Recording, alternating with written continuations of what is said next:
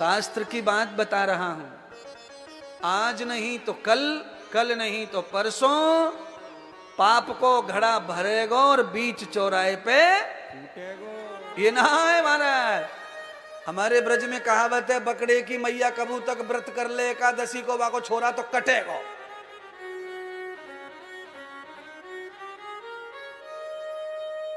अच्छे की अच्छाई और बुरे की बुराई कभी साथ छोड़ती नहीं है, साथ ही रहती है महाराज।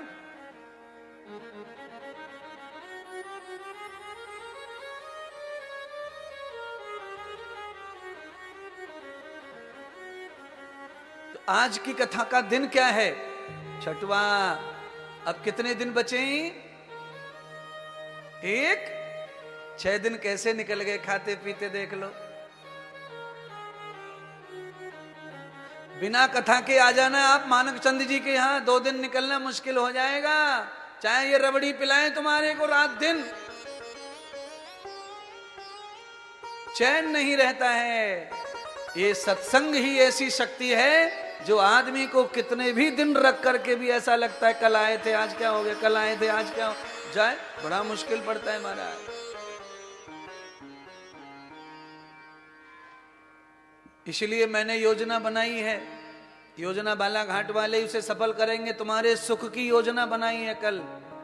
कल मीटिंग करवाई थी सबको बुला करके कि अगले साल भी ठंड में दिसंबर में 25 दिसंबर जो पूरे देश भर में लफंगागिरी होती है, उसमें एक ऐसा 108 कुंड का यज्ञ करेंगे, बड़ा यज्ञ आरोग्य के लिए, जड़ी बूटियों का, जिसमें सारा बालाघाट स्वस्थ हो जाए, डायबिटीज से ले बीपी शुगर कैंसर सब भाग जाए, ऐसा महायज्ञ करेंगे। ऐसी मीटिंग हम कर चुके हैं। अब खाली ये बताओ कि अगले दिसंबर में यज्ञ हो, कथा हो, उसमें शामिल रहोगे कि नहीं तुम सब लोग? तो हाथ खड़े करो। पीछे कुर्सी पर जो बैठे हैं ना, ये हाथ खड़े करो, जाकट वाले, इनके जेब में माल तो ठीक है। ठीक है मानक चंद जी, पब्लिक तो चाह रही है।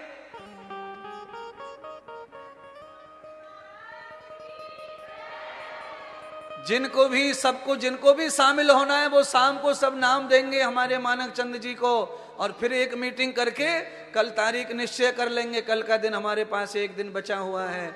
ये जो कथा है इसका ही फल है कि वो महायज्ञ होगा, लाखों लोगों का। कथा भी सुनाएंगे, यज्ञ में आहुति डालेंगे, जड़ियों की बूटियों की प्राणायाम करवाएंगे, स्वास्थ्य अच्छा कर देंगे पूरा तुम्हारा, बीमारी खत्म कर देंगे, दवाइयां लेना बंद करवा देंगे, तब जाएंगे यहां से महाराज। एक एक को चेक करेंगे, शिविर करेंगे, सेवा करेंगे आपकी महाराज। सब लोग तैयार हैं महाराज कथा यज्ञ के लिए। क्यों? ये तो बालाघाट है, परम धर्म की नगरी है महाराज। चारों तरफ धर्म ही धर्म हो रहा है। इधर कथा विश्राम होगा, उधर श्याम बाबा का, खाटू बाबा का मंदिर का भूमि पूजन होगा। एक वहां कथा समाप्त हुई है, एक यहां कथा शुरू होने वाली है। ऐसा नगर है तुम्हारा कि कॉलोनियों में कथा हो रही है महाराज। छोटी ही चाहिए पर चारों तरफ तो भगवान का नाम कीर्तन हो रहा है, चारों तरफ है। रात को ये राम यात्रा वाले जो है, प्रभात फेरी वाले, बच्चे बूढ़े सब लोग जो है, कितना बढ़िया कार्यक्रम चल रहे हैं समाज में। एक से एक काम सुनने को मिल रहा है धार्मिक। बाजार भी अच्छा है, गांव में घूमे तो हमने देखा रोड भी, कॉलोनियां भी बड़ी अच्छी हैं। सारे क्षेत्र के जितने भी नौकरी चाकरी करने वाले लोग हैं वो घर बना के यहाँ रह रहे हैं, बच्चे पढ़ रहे हैं बाहर से आकर, गांव से बेचारे सब लोगों की उन्नति का पथ है ये। इसीलिए तधर्मम रक्षणम पुण्याम च, धर्म के बाद में अर्थ जब आता है तो संपत्ति 1000 साल तक टिकती है, और बिना धर्म के संपत्ति 100 साल से ज्यादा चलती नहीं है। आप कह रहे होंगे 100 साल भी बहुत है, 100 साल से पहले भी नाश हो जाता है संपत्ति का, उसका मतलब है तुम में कोई खोट है।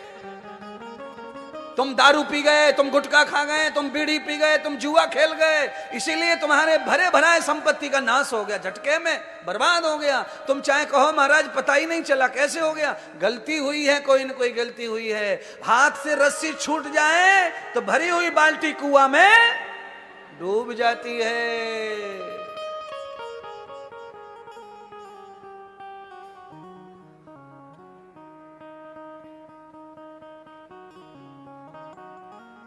धरती को जीत लिया दारुका के पति ने, पूरे मानव धरती को जीत लिया, साम्राज्य फैला लिया, सबको अतिक्रमण कर लिया, सब्र नहीं हुआ। मैंने पहले ही कथा में कहा था, जो है उसमें संतोष जिसको है वो संपन्न सुखी रहेगा, इसको सब्र नहीं। इसने आक्रमण कर दिया धरती के, बाद में स्वर्ग लोक में देवताओं के स्वर्ग को जीतने के लिए देवताओं ने अपने अस्त्र उठाए और इसके पीछे पड़ गए। युद्ध हुआ राक्षसों का और देवताओं का। दारुका का पति दारुक प्राण बचा के भागकर पत्नी की शरणागति आया। पत्नी ने कहा तुमने अत्याचार इतना फैला दिया है कि अब देवताओं से मुकाबला नहीं हो सकता, इसलिए भागो यहां से प्राण बचा करके, नहीं तो ये संपत्ति का हरण कर लेंगे। दोनों पति पत्नी, पार्वती से जो आशीर्वाद मिला था, कल्पना की पत्नी ने कि मेरी संपत्ति पूरी पाताल में शिफ्ट हो जाए, सोचते से ही शिफ्ट हो गई महाराज। पति पत्नी दोनों अपनी प्रजा को लेकर के पाताल में शिफ्ट हो गए, सागर में जाकर के समुद्र के अंदर प्रवेश कर गए महाराज। ध्यान कर लेना, समुद्र के अंदर जितने भी देश हैं वो राक्षसी देश हैं। पुराणों के अनुसार वहां पहले राक्षस रहा करते थे, इसलिए उनकी संस्कृति का कोई भी और छोर नहीं है। और तुम जहां बैठे हो यहां पहले कौन रहते थे मालूम है आपको? यहां देवता रहते थे। कौन रहते थे? इंद्र, कुबेर। इंद्र कहां रहते थे? नागपुर से 100 किलोमीटर आगे अमरावती। कुबेर कहां रहते थे? कुबेर देवता समुद्र के तट पे बंबई। बाबा ब्रह्मा कहां रहते थे? राजस्थान। समझ में आ रहा है कुछ? आ रहा है महाराज? अच्छा बोलो, देवी माता दुर्गा पार्वती कहां रहती थी? जम्मू। ये सब उनकी राजधानी है भारत।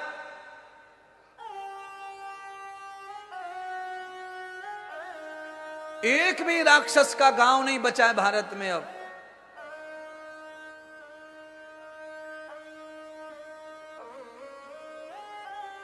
पहले दुष्टों को रहने नहीं देते थे भारत में। यहां जो भी दुष्ट होता था उसको देश निकाला देते थे, देश निकाला। वही सजा थी यहां की पहले। आर्यों के जमाने में, आर्यों के महाभारत के काल में भी, रामायण काल में भी ये सजा थी। और अब उल्टा जमाना आ गया है। अब जमाना क्या है? आप कितना भी बड़ा अपराध कर रहे हैं, बड़े से बड़े डॉन हैं, आपको ससुराल से भी ज्यादा सेवा जेल में है। सरकार खिला रही है, पिला रही है, सेवा दे रही है, और कोई शिकायत की तो उसकी भी सुनी जाती है, वो भी सब दिया जाता है। आज का ऐसा समय है सजा का। पहले देश निकाला। अच्छा बोलो, आप ही बताओ, दाल में कंकड़ जो है उसको खिलाना पिलाना बड़ा करना चाहिए कि निकाल के फेंक देना चाहिए? दाल में कंकड़ को क्या करना चाहिए? घी पिलाना चाहिए कि निकाल के फेंक देना चाहिए? लल्ला तू ही जवाब दे जोर से। फेंक देना चाहिए। वही मैं कहना चाहता हूं, समाज में अगर कोई कंकड़ पत्थर हैं उनको समाज से बहिष्कार कर देना चाहिए। पर समाज कैसा है? कितना भी कोई दुष्ट हो उसकी भी पार्टी में लोग जुड़ जाते हैं।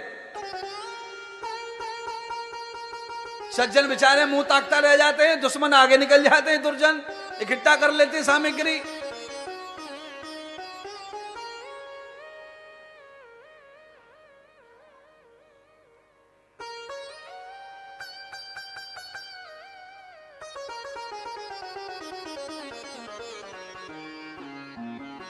कल शाम को जो मीटिंग में थे वो यहां है क्या? सब लोग कथा में आए हैं क्या? कौन कौन थे मीटिंग में? हाथ खड़ा कर दो, समझ तो जाए आए कि नहीं आए। हाँ, 2-4 लोग तो दिख रहे हैं। तो जो नहीं आए हैं उनको जरा बता देना भैया, सुशील भैया बता देना, जरा बता देना उनको फोन करके कि तुम लोग अकेले नहीं है कमेटी मीटिंग में, पूरा पंडाल जो है हाथ दोनों खड़े करके यूं खड़ा हुआ है। आज ही ले जाओ हमसे चंदा पर यज्ञ होना। हाँ, बता देना, आयोजकों को शक्ति आती है, साथ मिलता है तो पावर आता है करने के लिए। धन तो कई लोगों पे बहुत है, मानिक चंद जी से भी ज्यादा है, पर दिल भी थोड़ा होना चाहिए ऐसा कि काम हो सके। ऐसा कुछ ज्यादा भी लगा के किया जा सकता है। समाज संसार में हम तो रोज ही कथा कह रहे हैं, तो हमें तो रोज कहीं ना कहीं दिलदार मिल ही जा रहे हैं। रोज कथाएं चलती हैं, रोज कथाएं चलती हैं, तो दिलदार भी बहुत है जिनको धन का सदुपयोग करना आता है, मृत्यु से पहले अपने लिए पुनर्जन्म का सफल करना आता है। वो जानते हैं कि जन्म तो लेना ही पड़ेगा, तो साधन सुविधा तो अगले जन्म में भी चाहिए, तो क्यों ना कमा ली जाए। आप एक नहीं 50 शोरूम खोल लीजिए, पर जब तक आप अपने अगले जन्म की तैयारी नहीं करेंगे, आपका ये शोरूम 0/0 है, कोई साथ जाने वाला नहीं है।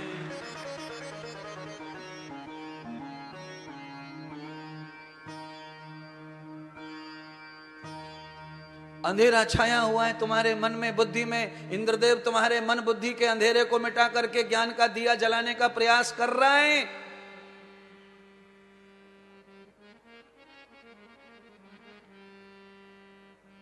क्यों? थोड़ी सी बची है